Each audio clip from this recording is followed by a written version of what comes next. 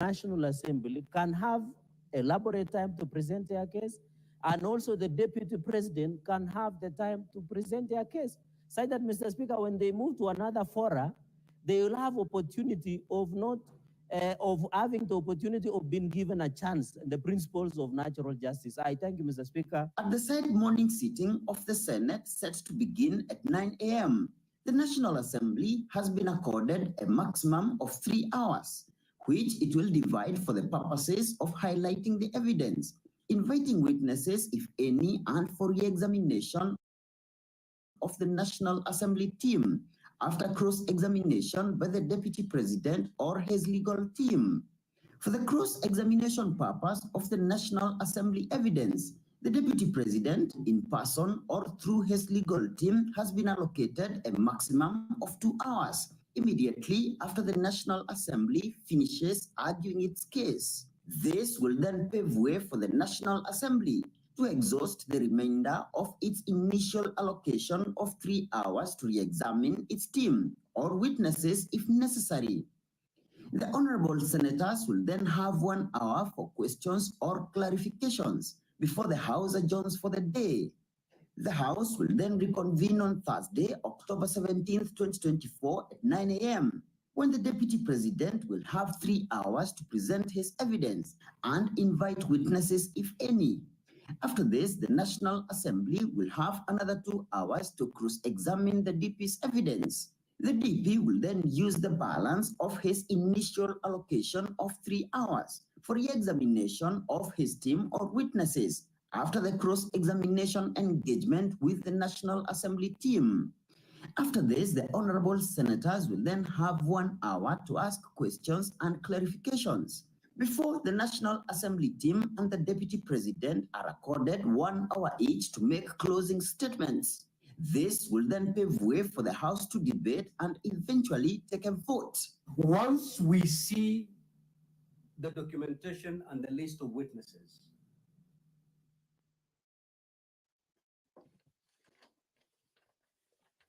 well, that was an explainer with regards to the process that is expected to begin tomorrow. But back to the business of the National Assembly this afternoon is that there are 2 bills that the National Assembly, the bills that are at their second reading stage, will this afternoon resume debate. The Ethics and Anti-Corruption Commission Amendment Bill, a bill originating from the National Assembly, Bill number 11 of 2024. This is a bill that is sponsored by the leader of the majority party and the leader of the minority party, a bill whose debate already took place conclusively on the floor of the National Assembly. This afternoon, the business that will be transacted on this particular bill is that a question will be put. But the principal object of this bill is to amend the Ethics and Anti-Corruption Commission Act number 22 of 2011 to prescribe the qualifications for appointment of a chairperson of the commission. The bill also seeks to give effect to some of the recommendations and views of the public that were submitted during the National Dialogue Discourse on the issues of electoral justice and related matters. So this is a bill whose debate was already concluded, and this afternoon the bill will be read for the second time and proceed to the next stage. The Kenya National Library Service Bill, a bill also originating from the National Assembly, Bill number 20 of 2023, will resume debate this afternoon. This is a bill that is sponsored by the Chairperson, Departmental Committee on Sports and Culture. This particular debate will resume this afternoon after it was interrupted on the 9th of October, the year 2024 in the afternoon sitting. Pursuant to the House Standing Order number 225, that is 225, the provisions of that particular standing order with regards to petitions, the Honorable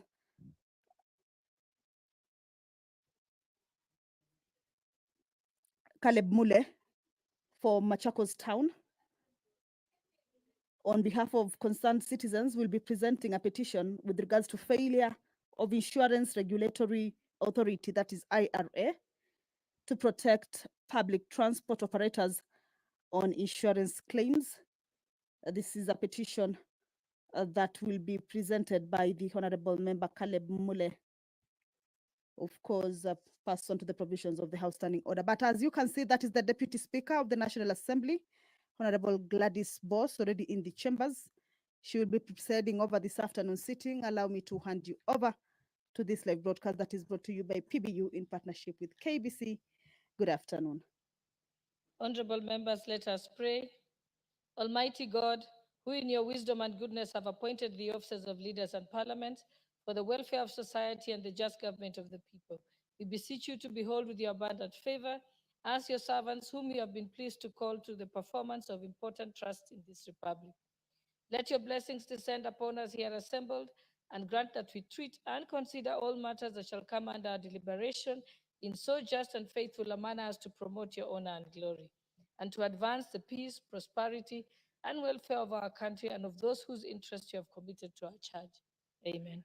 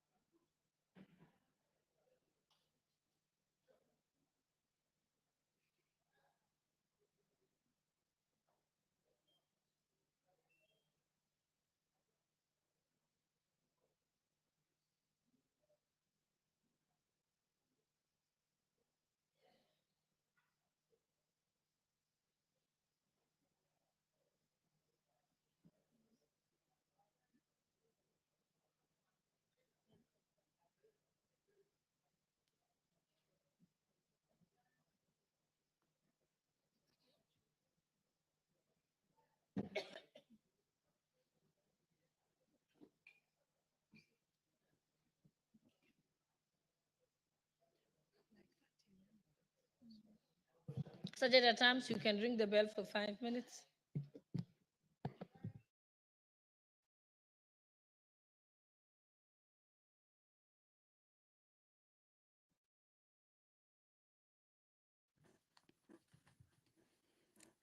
The prayer has been said and the chair taken. However, the House is facing a quorum hitch. At least 50 members need to be seated inside the chambers at the commencement of House business. But that directive by the Speaker for the quorum bell to be rung indicates that that quorum has not been achieved yet, and that bell will be on for the members to be able to make their way into the chambers. The sergeant at arms are also keeping tabs with the numbers. Once that quorum is achieved, then we will be able to begin the business of today's afternoon sitting. Pursuant to the provisions of Standing Order 44, paragraph 2C, where members, all right, that is the sergeant at arms indicating to the clerk and speaker that the quorum have in partnership with KBC. My name is Kamche Menza. Good afternoon.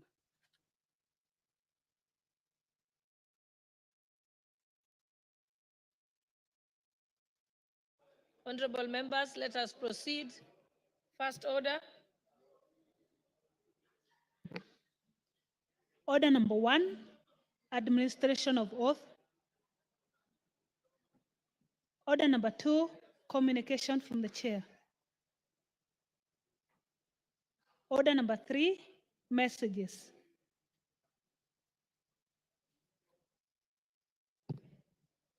Honorable members, I have a message from the Senate on approval of Mr. David Kibet Kemei for the appointment as the Director General of Competition Authority. Honorable members, pursuant to Provision Standing Order 41.4 of the National Assembly Standing Orders relating to messages from the Senate, I wish to report to the House that on the 4th of October 2024, I received a message from the Senate regarding approval of a nominee for the appointment as the Director General of the Competition Authority. The message conveys that the Senate, on its sittings of Thursday, 3rd October 2024, adopted the report of the joint sittings and approved the nomination of Mr. David Kibet Kemei for appointment as Director General of the Competition Authority. End of quote. Honorable members, the approval hearings for the nominee of Director General were jointly conducted by the respective committees of both Houses of Parliament. As you may recall, on Tuesday, 1st October 2024, the National Assembly considered the report of the Joint Committee and approved the said nominee for appointment as Director General of the Competition Authority. Honorable members, the approval by the Senate now concludes the bicameral consideration of the proposed appointment. I am informed that the decision of the Houses of Parliament has now since been transmitted to the appointing authority for necessary action.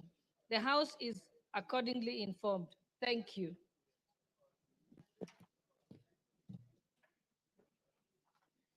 Order number 4, petitions. Order number 5, papers.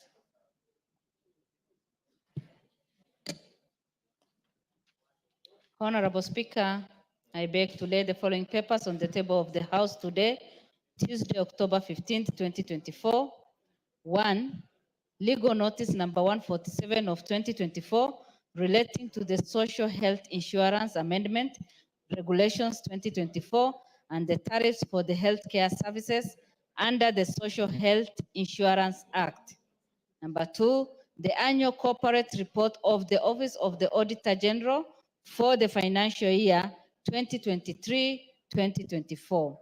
Number 3, report of the Auditor General and financial statement of the Kenya National Insurance Company 2001 Limited for the year ended 31st December 2023. And 4, report of the Auditor General and financial statement of Public Service Superannuation Fund for the year ended 30th June 2024.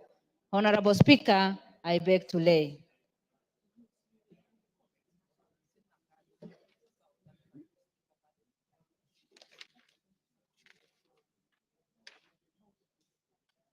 I think we also have a paper by the chairperson of the Budget and Appropriations Committee.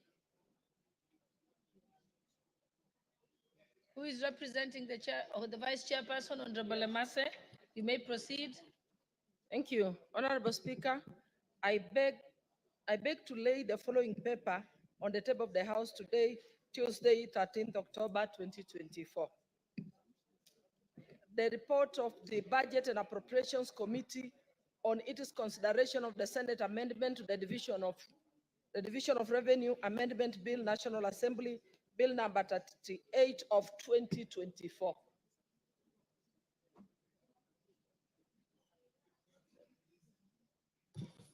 And I lay. Thank you. Thank you. Next paper is from the chairperson of the Mediation Committee.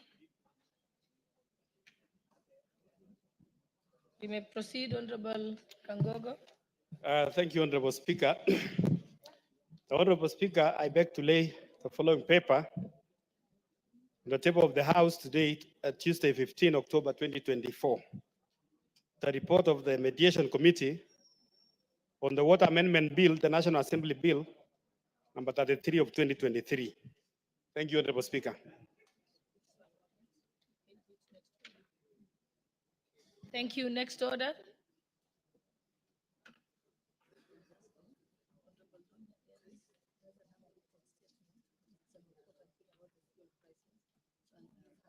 Order number 6, notices of motion.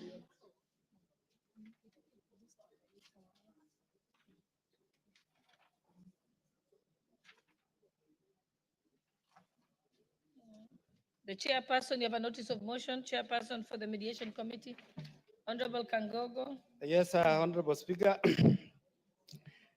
Madam Speaker, I beg to give a notice of the following motion. That pursuant to the provisions of Article 113, subsection 2 of the Constitution, understanding Order 150, subsection 3, the House adopts the report of the Mediation Committee on the Water Amendment Bill, the National Assembly Bill number 33 of 2023, laid on the table of the House Tuesday, 15 October 2024, and approves the mediation version of the Water Amendment Bill, National Assembly Bill, number 33 of 2023. Thank you, Madam Speaker. Thank you.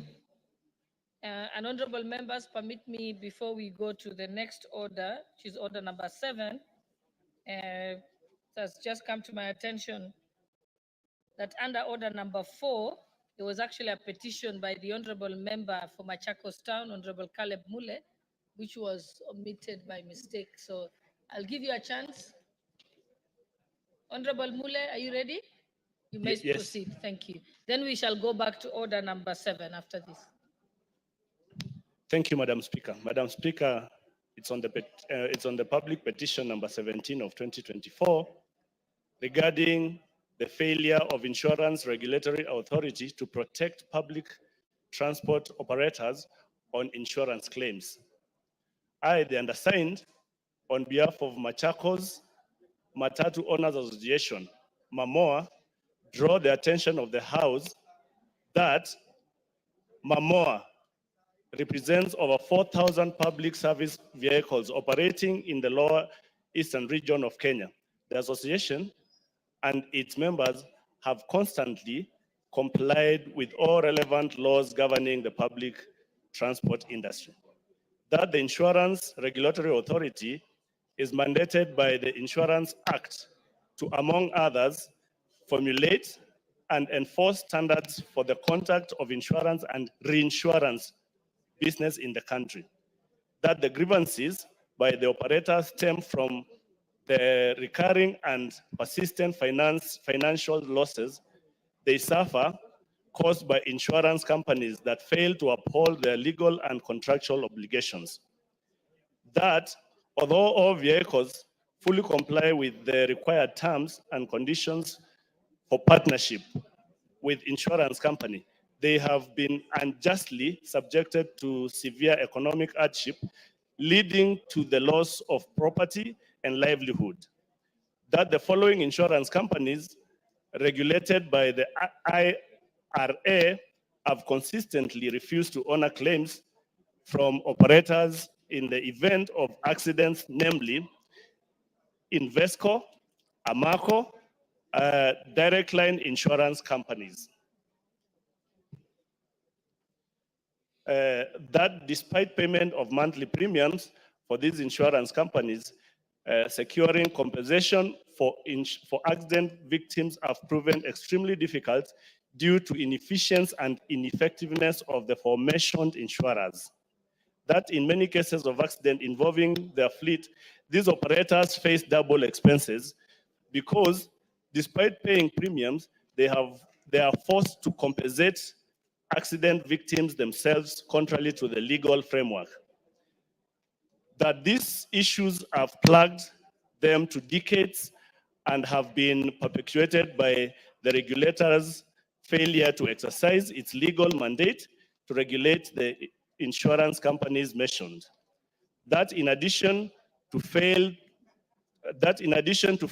to honor claims, these insurance companies have not provided legal representation in pending court cases when needed, leading to defeat of many accident cases in court due to absence of legal representation. That MAMOA has suffered irreparable harm due to the failure of these insurance companies to honor claims, resulting into more than 10 of our members now facing court orders to show cause why they should not be committed to civil jail for failing to compensate accident victims. And that the issue in respect of which this petition is raised are not pending before any court of law, any constitutional or any legal body. Therefore, our humble petitioners pray that the National Assembly, through the Public Petitions Committee, intervenes on behalf of the operators and urgently address the issues surrounding the compensations and valid accident claims by the aforementioned insurance companies. recommends that the Insurance Regulatory Authority formulates and enforces standards and contracts for insurance companies, recommends that IRA compels insurance companies to honor all pending claims to protect the public transport industry, considering the virtual role public transport plays in revenue generations in the country, and make any other recommendations or action it deems fit in addressing the plinth of the petitioners. And your petitioners will ever pray. Thank you, Madam Speaker. Thank you. And this particular matter is going to be referred to the Public Petitions Committee. Is the chairperson of the Public Petitions Committee here? The vice chair is here. Yes, Honorable Janet Sitiene. How many weeks do you need? I didn't hear you. Give her the mic. Thank you, Honorable Speaker. We will handle the matter as a committee. Thank you, Honorable Speaker. I think they're asking about time frame because it's a bit urgent. Honorable Speaker, we have other petitions scheduled, but we will fast track accordingly so that we'll give him within 2 weeks. We'll put him on the schedule of listening to the petition. Thank you. Thank you. So, honorable members, we move back from order number 4 and revert back to order number 7. So we can go to the next order. Order number 7. Order number 7, questions and statements. Honorable members, we have statements, and the first one will be a statement by the member for Isiolo County, Honorable Mumina Bonaya.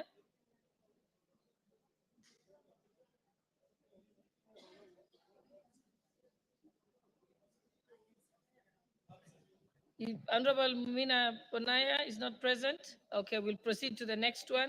Request for statement by the Honorable Prontos Akuja, member for Loima.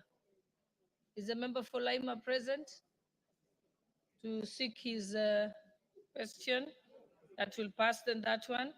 The next statement, request for statement is by the Honorable Joseph Lekuton, member for Laisamis.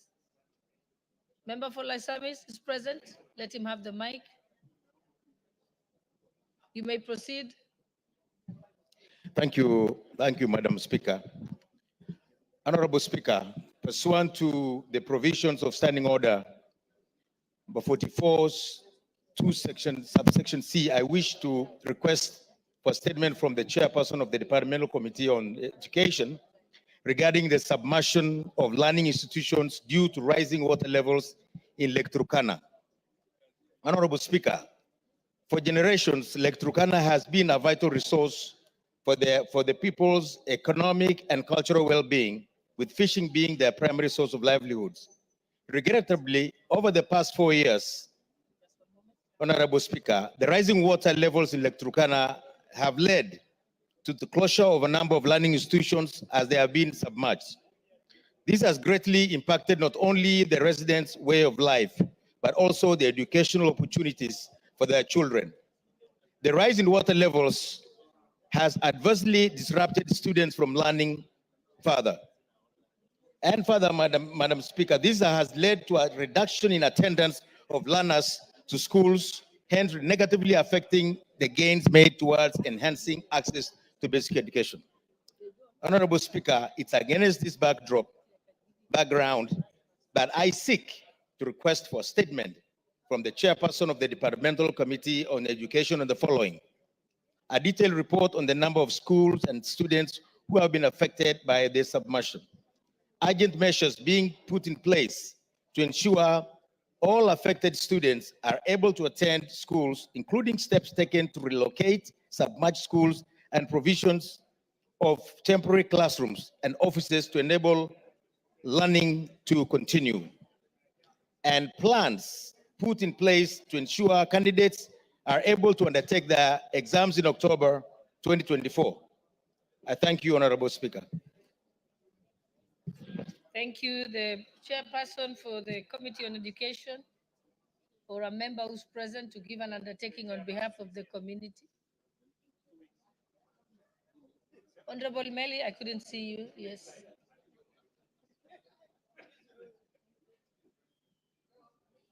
Thank you, Madam Speaker. I'll give.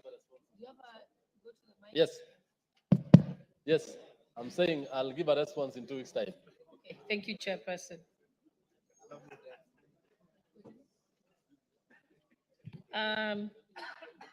Next is a request for a statement by the Honorable Joshua Kandiye, member for Baringo. You may proceed, Honorable Kandiye. Thank you, Madam Speaker. Pursuant to Standing Order 44-2C, I rise to request for a statement from the chairperson of the Departmental Committee on Labor regarding the role of Ministry of Labor and Social Protection in regulating labor migration through private recruitment agencies, and whether the State Department of Diaspora Affairs has encroached on their roles. Honorable Speaker, labor migration has immense socio-economic benefits to both countries of origin and destination. It is a source of employment and livelihoods for migrant workers, bridges skill gaps in destination countries, supports skill development and technology transfer, and a source of much needed remittance in the migrants' workers' countries of origin. Honorable Speaker, over the years, Kenya has continued to experience migration of its citizens to different parts of the world, including Europe, United States of America, Asia, Latin America, Canada, Australia, Middle East, and the Gulf region, with the bulk being the youths who are seeking employment opportunities in international markets where their skills are in demand. This trend underscores the importance of efficiently managing labor migration while ensuring the protection of Kenyan migrant workers. Honorable Speaker, despite the significant benefits accrued by the country from labor migration, the sector still faces a number of challenges, which include weak coordination of labor migration, management, inadequate information on labor migration, inadequate policy and legal framework on labor migration, limited bilateral migration agreements, inadequate social protection for migrant workers, inadequate regulatory framework for private recruitment agencies, and high cost of remittance. Honorable Speaker, it is against this background that I seek a statement from the chairperson of the Departmental Committee on Labor on the following. What are the roles of the Ministry of Labor and Social Protection in registration and regulation of private recruitment agencies involved in labor migration? 2, how does the Ministry of Labor and Social Protection work together with the State Department for Diaspora in regulating the labor migration sector, while ensuring the State Department does not encroach on the roles of the ministry? 3, why and how do private agencies banned by the Ministry of Labor and Social Protection continue to recruit migrant workers? Thank you, Honorable Speaker. Thank you. And this particular statement is been referred to the Departmental Committee for Labor. A member of the committee, as I see the chairperson is not here. Is the chairperson here? Any other member of the committee? In that case, then I will let the representative of the Leader of Majority, Honorable Naomi Wako, you shall ensure that this gets to the Committee for Labor. Yes, I will do that, Honorable Speaker. Thank you. Okay, let's proceed. We have another request for a statement by the Honorable Member for Funyula, Honorable Dr. Awundo. Thank you, Honorable Speaker. Pursuant to provision of Standing Order 44.2c, I rise to request for a statement from the chairperson of the Departmental Committee on Lands regarding the status of the Register of Government Lands as provided for under the various land laws of Kenya. Honorable Speaker, after Section 97 of the Government Lands Act Cap 28 was repealed, it was replaced by Land Registration Act. The Register of Government Lands established under the now repealed Section 97 of the Government Lands Act became a register as provided for under Section 104.1 and Section 105.1c of the Land Registration Act. Additionally, the Constitution classified land in Kenya as public land, community land, and private land. Article 62.1 further defines public land to include unalienated government land, land lawfully held, used or occupied by any state organ, land in respect of which no individual community ownership can be established by any legal process. Honorable Speaker, despite the provisions of the Constitution, the country has been indebted by reported cases of unclear acquisition and encroachment of public land. In other cases, private individuals have acquired titles to public land without following the provisions of Section 9 of the Land Act. Several audit reports by various committees of parliament have found cases of unaccountable public land and public entities not knowing the extent of their land holdings, not having any ownership documents. This has resulted in loss of public property, conflicts, and rampant cases of demolition. Honorable Speaker, it's against this background that I request for a statement from the chairperson, the Departmental Committee on Lands, on the following.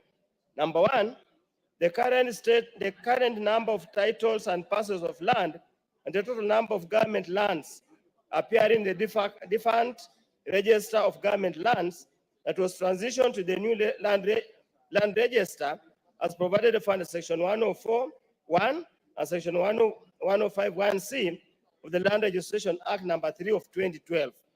Number two, the changes, if any, in the number of titles of public land and acreage in the period between 2012 and 2022. Number three, whether there is a designated registrar for public lands among those appointed under Section 12 of the Land Registration Act number 3 of 2012. And finally, plans in place to ensure the registration details of public land are made known and available to the members of the public as provided for under Section 10, the Land Registration Act number 3 of 2012, and Access of Information Act number 31 of 2016. I thank you, Honorable Speaker. Thank you. The matter is, the statement is referred to the Committee for Lands. Is the chairperson of the Lands Committee here? Again, Honorable Naomi Wako, you'll take a note of that.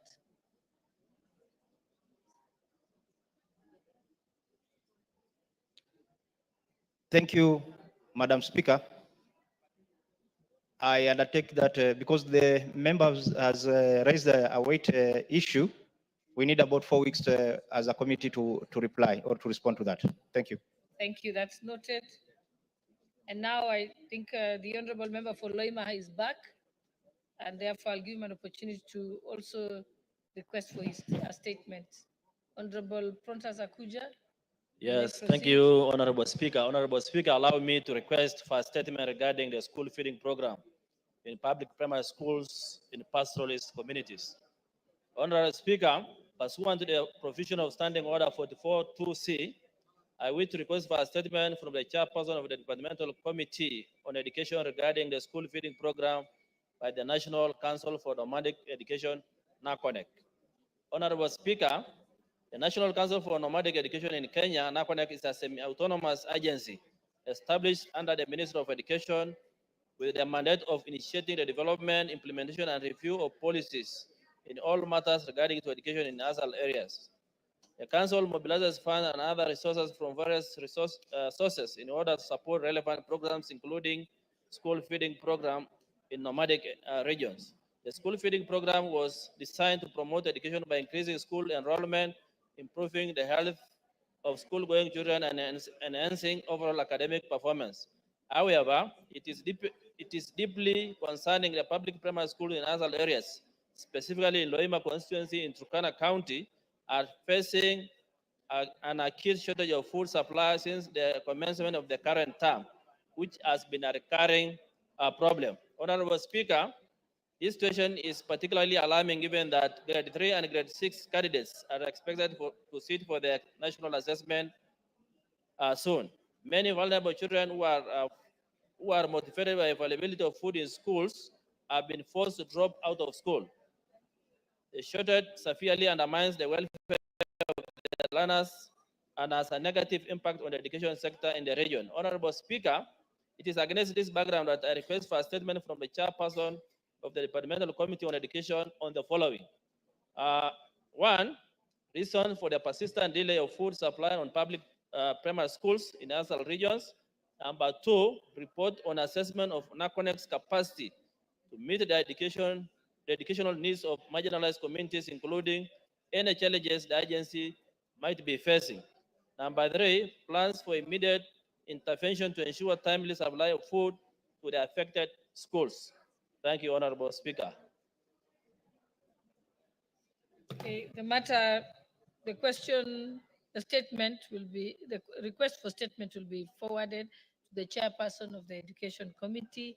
Honorable Melly, you may give an undertaking. Thank you, Madam Speaker. I give an undertaking that I shall bring the report back to the House in 2 weeks.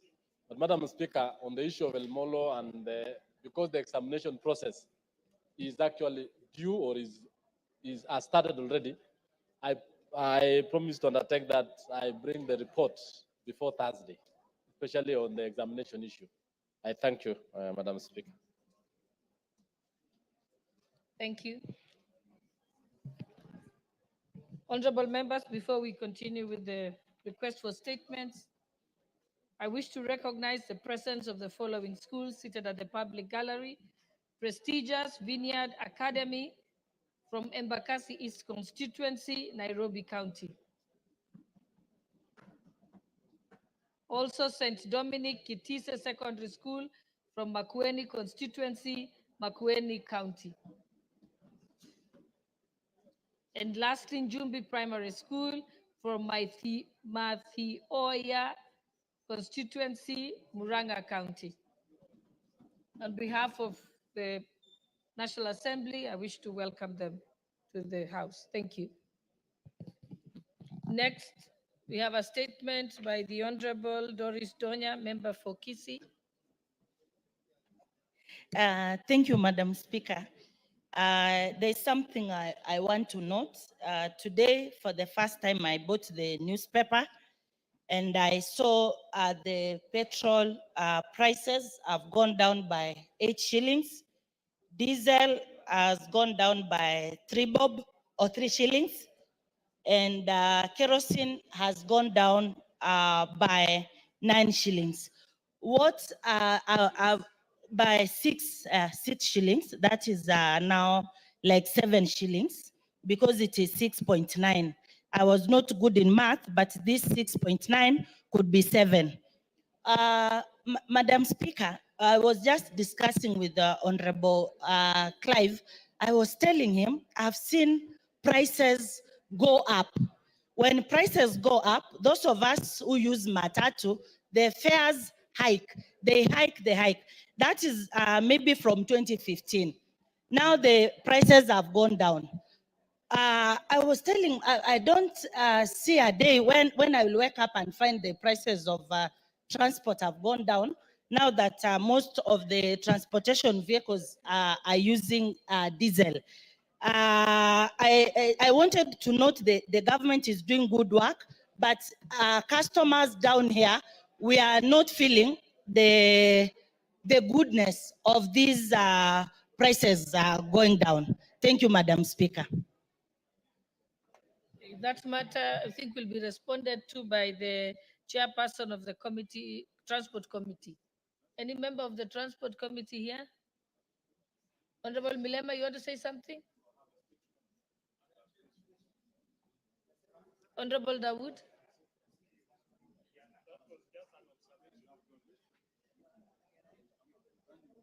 But it's very valid. Madam Speaker, it will have to be after the recess because we're going on recess. So after recess, another week or two. Thank you. Thank you, Honorable Dawood. Honorable Milema, you said you have a statement? You are not on the list. But I've been Is it given a response to a statement or the statement? the statement itself. Okay, I will allow you. Proceed. Thank you, Honorable Speaker. A request for a statement regarding the sporadic attacks occurring in the Muhaya constituency and Vihiga County. Honorable Speaker, pursuant to the provisions of Standing Order 44-2C, I rise to request for a statement from the chairperson of the Departmental Committee on Administration and Internal Security regarding the sporadic attacks occurring in the Muhaya constituency and Vihiga County in general. Honorable Speaker, several gangs armed with assailants have been using motorcycles to conduct theft by attacking residents and pedestrians along the markets and roads of the Muhaya constituency. The gangs have been using weapons such as machete or crude blunt objects to rob people of their belongings and injure them severely. The rampant cases of insecurity are specifically common along the Luanda-Ebuyangu to Yala Road, Kumusalaba Emusutsui to Stendikisa Road, and on Esirulo to Luanda Road. Honorable Speaker, it is unfortunate that several persons who have been attacked along these areas are either dead or admitted in hospital due to severe injuries sustained. For instance, on 2nd of October 2024, that's this month, an armed assailant with guns attacked and killed Mr. Nicodemus Olinjo Abuyeka of ID number 29000-828, who was a businessman and boda rider from Esaba village in a Muhaya sub-county. Additionally, a Miss Diana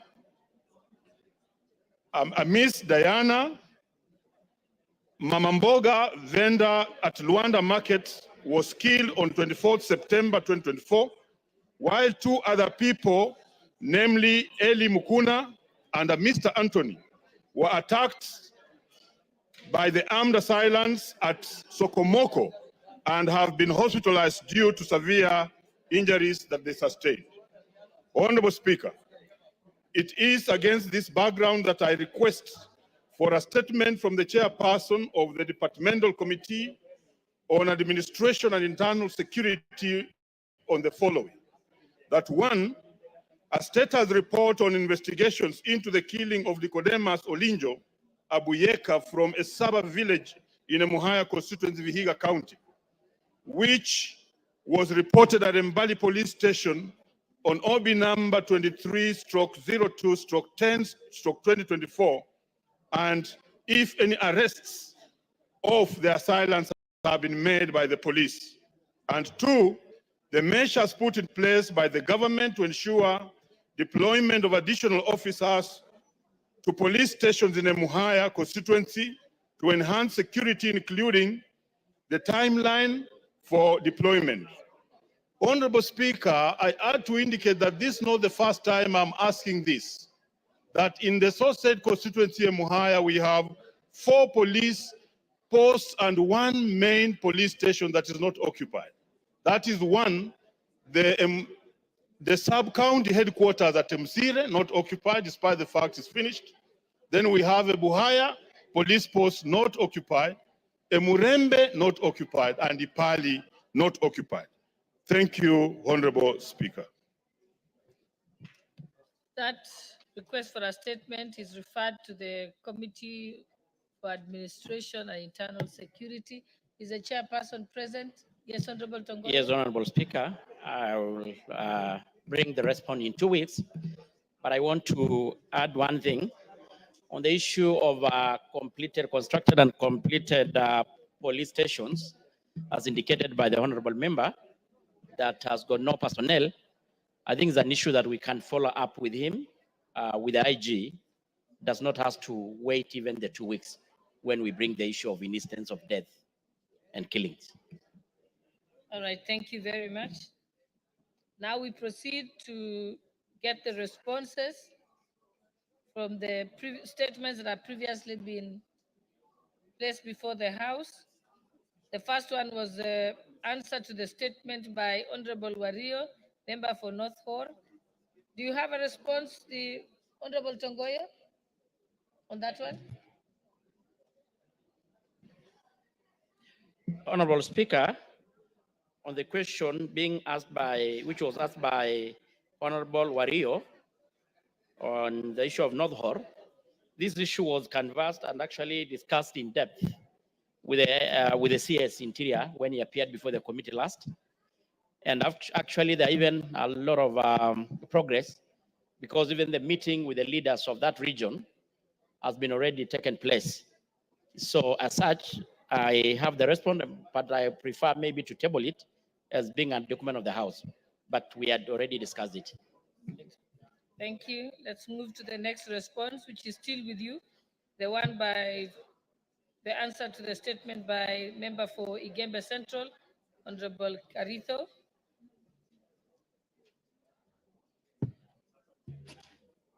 Thank you once again, Honorable Speaker. I don't know, Honorable Speaker, I need your indulgence, whether the concerned Honorable member is in the House. Is Honorable Daniel Carrizo in the House? So I think there's no point responding to you if you are not here. And honorable members, I see that today there are many members who sought to give a statement and they are not present. And in other cases, the chairpersons are missing. So I think the substantive speaker has pronounced himself severally on this issue. We move to the next one, is a response to the statement by the Honorable Wamboka, member for Bumula. Do you have a response, Chairperson for Defense, Intelligence and Foreign Affairs?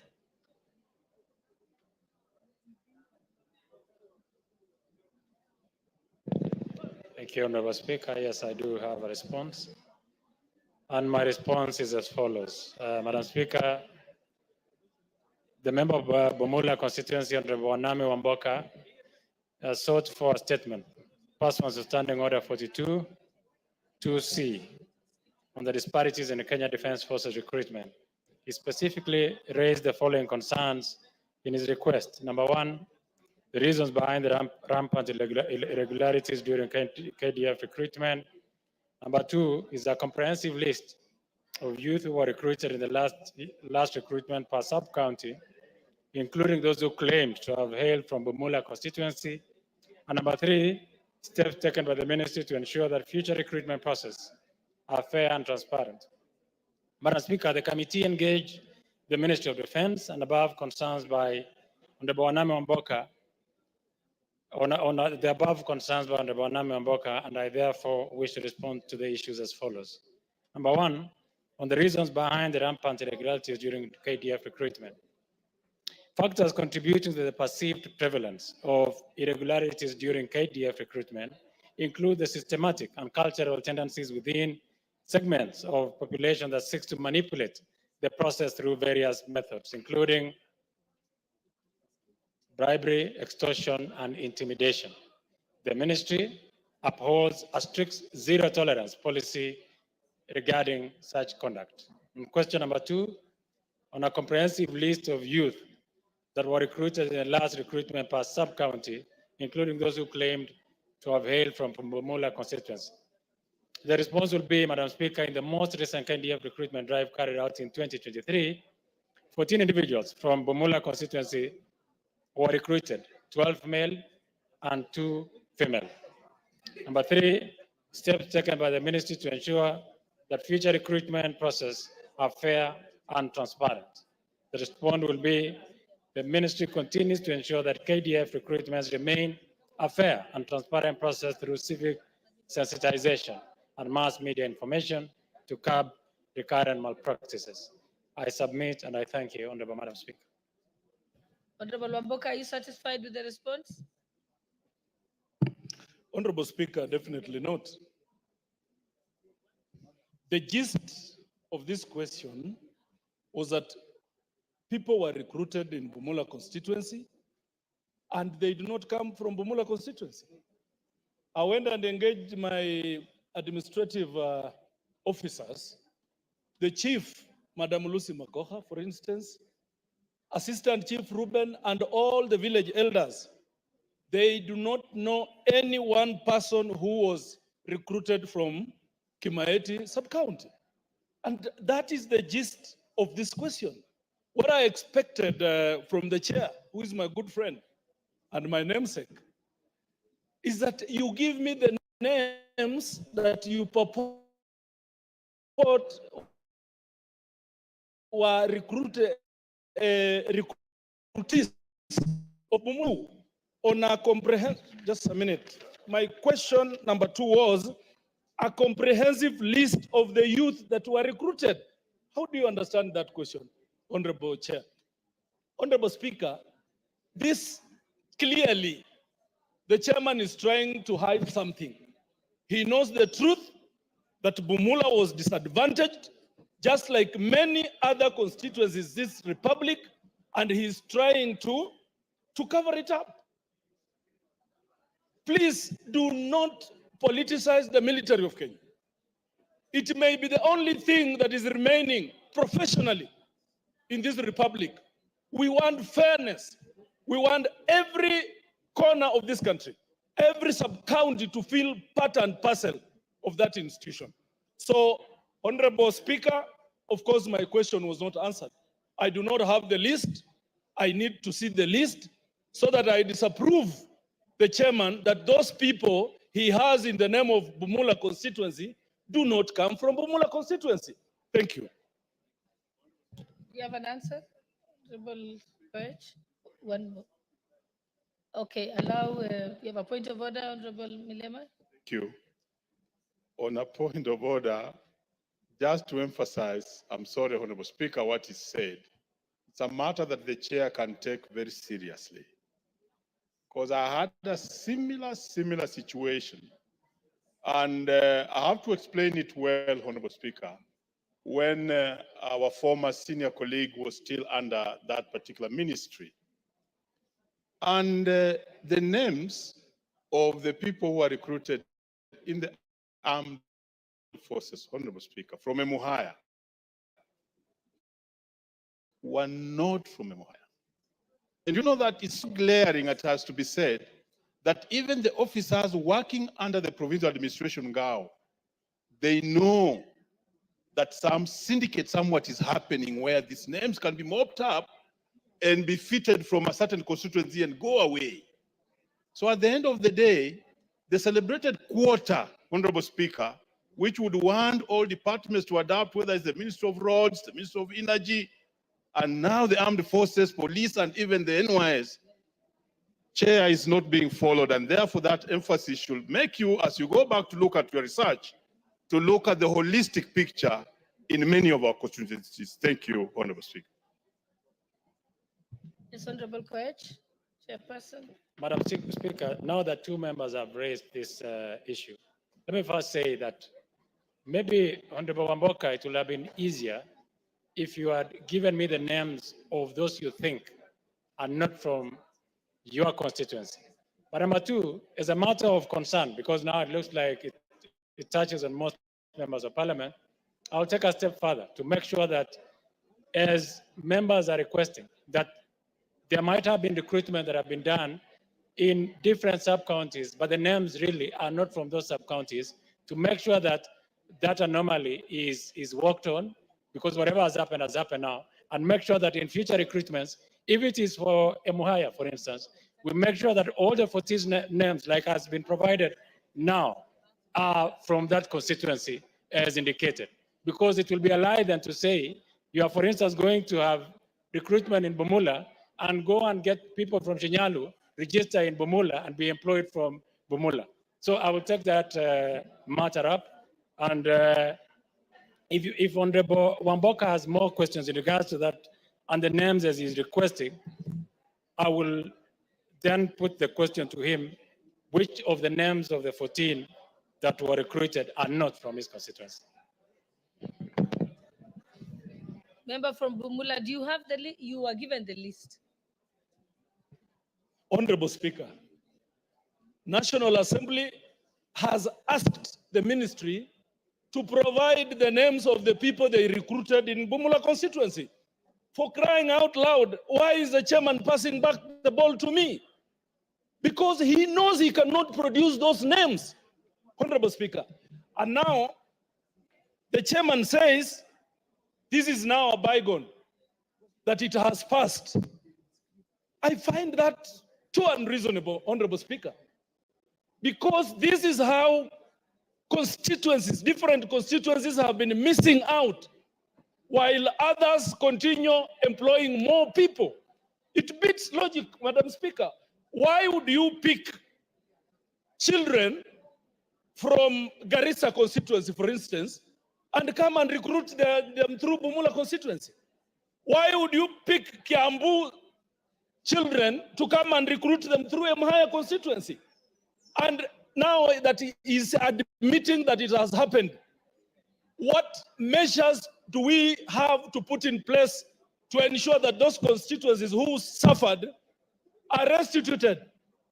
What do we do to ensure that the missing slots that Bumula has been experiencing has them? What do we do, Mr. Chairman? What do we do? And this is not just 2023. This goes down to so many constituencies have not been producing children in the military. That is why, Honorable Speaker, you realize that the military is continually being politicized. That is not feel and part and parcel of this country because of such things. The net effect, Honorable Speaker, of not recruiting children from every constituency, it means that progressively, when these people grow up the ladder, when they climb above that ladder, when they reach promotions, we will not have children from Emhaya, from Bumula getting promoted. When now it gets to leadership of the military, you will not get people from those regions getting positions of military, of leadership in the military. And it is so unfair. It goes against the Constitution of Kenya, Honorable Speaker. So the chairman is out of order. Can he tell this House when is he producing the names of the people who are recruited from Bumula constituency? Yeah, he's out of order. Mr. Chairman, you are out of order. And could you please take this House serious? That's my prerogative, Honorable Wamboka, to declare him out of order, not yourself. But I'll give Honorable Russo as a point of order, and then I'll come to you, Honorable Koech. Thank you very much, Honorable Speaker. Honorable colleague who has just raised this very important question, he said the military is politicized. I think that is far from the truth. The military has recruitment centers. And even with the new sub-counties coming up, then it means there are more recruiting centers that are coming up in the military. But what is important and what he has raised is those recruiting officers in those recruiting centers must identify those young men and women who are coming to be recruited, that they actually come from those locations and sub-locations within that sub-county. I think what the honorable member from Bumula has suffered is potentially people moving from different places because of population or because of looking that it is easier to get employed or recruited there. But I believe the honorable chair has a task to make sure that the few who are being recruited from different sub-counties and constituencies are actually the bona fide residents of those areas, so that no area is unfairly disadvantaged. Thank you, Honorable Speaker. I think the Honorable Chairperson, maybe it's easier that if you can't read out the names here, you can always provide them. Yes, provide them to the member, and then you can then come back and report to the House. And I think, let me just, Honorable Mboka, don't be emotional about it. I understand your pain and I really understand your concern. Madam Speaker, it is also not fair for me to bring recruits our pick from Bumula constituency. It is only fair if you said you want to engage with the Ministry of Defense to understand how it was done in Bumula constituency, and they can do it in private. Because also, these are Kenyans, these are people, and it is important that we keep them as private as possible. So I understand your pain, and I want to promise you that I will deal with it. And if you, I beg your indulgence, if you accept, I'll take the matter up and proceed and request the Ministry of Defense to invite you to explain to you how the recruitment was done in your constituency. I think we have belabored this point, Honorable Wamboka.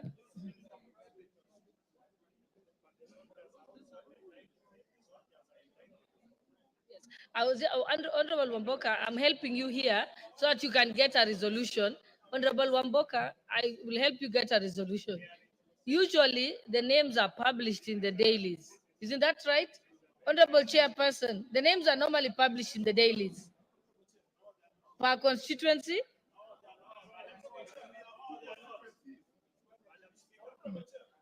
Let's proceed, Honorable Wamboka. I'll give you a minute before we... Okay, there's a point of order here, Honorable Wamboka. Honorable Wamboka, before you proceed, Honorable Wamboka, I'll give you a chance to proceed. Let's take the point of order from Honorable Pukosa, then we'll come to you. Madam Speaker, I need guidance from your chair because military is a very sensitive and it deals with the security of this country. Exposing the names of the military officers publicly affects the integrity and the security of the nation. And I think, yes, I think saying that you want the names from all over the country, I think we are playing into a very dangerous game. And therefore, if we want to speak, if we want to be You've made your specific point, to yes. Pumula Aron, then that can be at that. Yes. And Honorable Wamboka, what we were saying is, and which is what the chairperson offered, is that you can have a meeting with him as representative of the people of Bumula, engage with the military, go through that list, and give them sufficient facts to confirm that those persons are not from Bumula constituency. I am sure that going forward, they shall ensure that the next recruitment will ensure that people from Bumula will be taken. So I think that way your problem will be resolved. No. Because I think at the end of the day, you just want to be able to prove to them that those persons are not from Bumula and ensure that going forward, they shall have a better system of counter-checking where persons can be declared to come from Bumula. And I think that is something that can be resolved. And then you can later come back to the House and confirm that the matter has been resolved. Is that not the... Are you happy with that? Give me the mic. Honorable Speaker, I have a problem. When the chairman of Defense Committee wants to hide behind your chair, this is the National Assembly. These people were recruited publicly and during the day. Honorable Speaker, this is the National Assembly. There is no other house that is supreme, more supreme than this house. Honorable Speaker, that the ministry, when people from Bumula brought other people, and that is the reason why he has not given those names, Honorable Speaker. And it is a question addressed to him. Why should I have to go to meet the minister in camera? No, I refuse to do so. This is the National Assembly of the Republic of Kenya. Honorable Speaker, we have asked the chairman to produce the people that were purportedly recruited in Bumula constituency. It is period. We have honorable members who are also have the same problem, Honorable Speaker. My next problem, Madam Speaker, is that we just move forward like that. How? How do we move forward when constituency A has 20 people in the recruitment, while constituency Bumula B has 0? Continually, Bumula is disenfranchised. We cannot proceed like that, Honorable Speaker. And that is why we are saying we will not go to see the minister. The chair has to give the names of those people that were recruited in this house. This question was asked in this house, Honorable Speaker.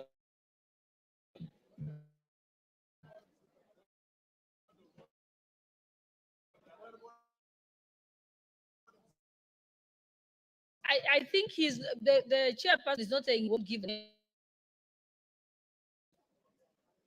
Wamboka is my very good friend. My point of order is this. And for the benefit of the House, you cannot discuss anything, the weapons, the number of we have, the names of anything of our security forces. That is a strategic matter. Order. It's a, that, Mr. Speaker, Madam Speaker, Madam Speaker, Madam Allow Speaker. him, Honorable My point of order. just allow him to prosecute. You'll have a chance to respond. Order, honorable members. Honorable members, you will have an opportunity to respond. My point of order, Mr. Speaker, can I explain? Can I explain?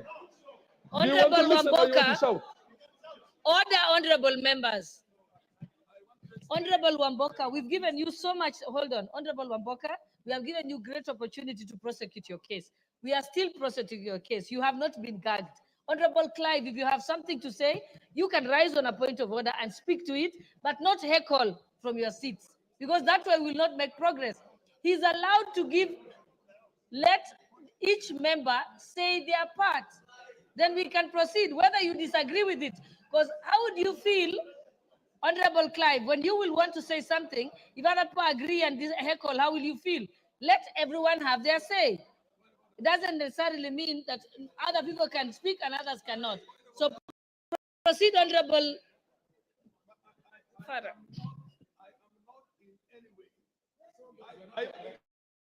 Can I have it? I am not in any way negating what somebody feels should be done. But I'm talking from the traditions of the House.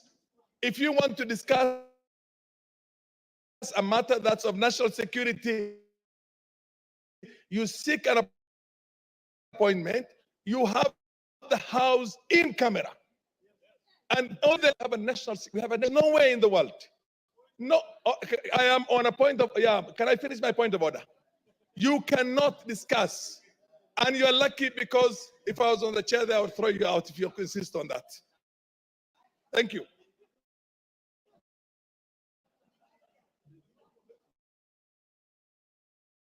Honorable Chairperson of the committee. So that's the person whose the question was directed at. Proceed. Listen, let's end it there. I want to promise that I will invite